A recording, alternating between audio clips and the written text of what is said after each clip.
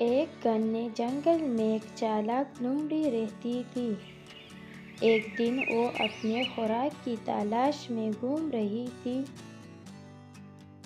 کہ اسے ایک درخت پر بیٹھا ہوا کوا نظر آیا۔ کوا اپنے چونچ میں ایک بڑا اور لذیذ گوشت کا ٹکڑا دبائے ہوئے تھا۔ لومڑی کے منہ میں پانی بھر آیا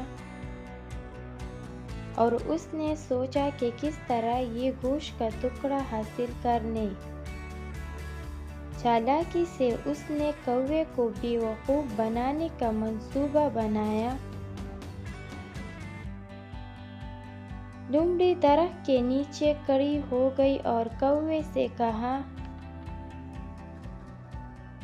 السلام علیکم پیارے کوے، آپ کتنے خوبصورت لگ رہے ہیں۔ آپ کے پر چمک رہے ہیں اور آپ کا انداز بادشاہوں جیسا ہے۔ یقیناً آپ کی آواز بھی بہت خوبصورت ہوگی۔ کیا آپ میرے لیے کوئی گانا گا سکتے ہیں؟ کوا، جو لومڑی کی تعریف سے بہت خوش ہو چکا تھا،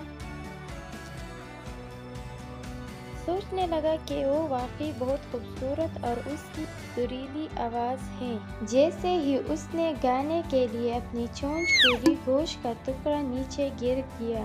لومڑی نے فوراً گوشت کا ٹکڑا اٹھایا اور کہا، واہ کوا بھائی، آپ کا گانا تو سننے کا وقت نہیں ملا، لیکن آپ کی بے وقوفی نے میرا پیٹ بھر دیا۔